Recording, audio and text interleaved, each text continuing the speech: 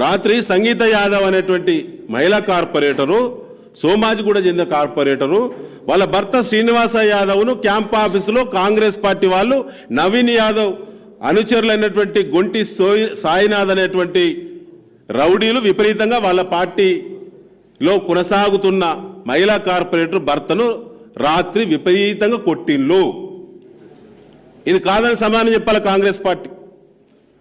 సొంత party corporator స్థాయి వాళ్ళని కొడుతున్నారు, డివిజన్ నాయకులను కొడుతున్నారు కాంగ్రెస్ పార్టీ వాళ్ళను. మేము చెప్పేది అబద్ధమైతే నియోజకవర్గంలో ఉన్న కాంగ్రెస్ పార్టీ ప్రచార బాధ్యులందరూ ఒక వేదిక మీద కూర్చొని మేము ఎవరిని కొట్టలేదని చెప్పండి.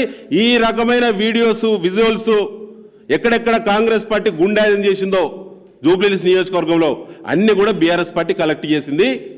దీని కౌంటర్ ఎవరైనా కాంగ్రెస్ పార్టీ మాట్లాడితే ఖచ్చితంగా మళ్ళీ ఆ వివరాలన్నీ కూడా ప్రజల ముందు మేము పెడతాం. ఎల్లారెడ్డిగూడలో దాడి చేసిండ్రు, రైమత్ నగర్లో దాడులు చేసిండ్రు, ఇట్లా రకంగా అంతటా దాడులు చేస్తూ ఉన్నారు. సో దయచేసి మేము ఇప్పుడు డీజీపీ గారికి విజ్ఞప్తి చేస్తున్నాం, ఎన్నికల కమిషన్ విజ్ఞప్తి చేస్తున్నాం, స్వతంత్రంగా వివరించండి.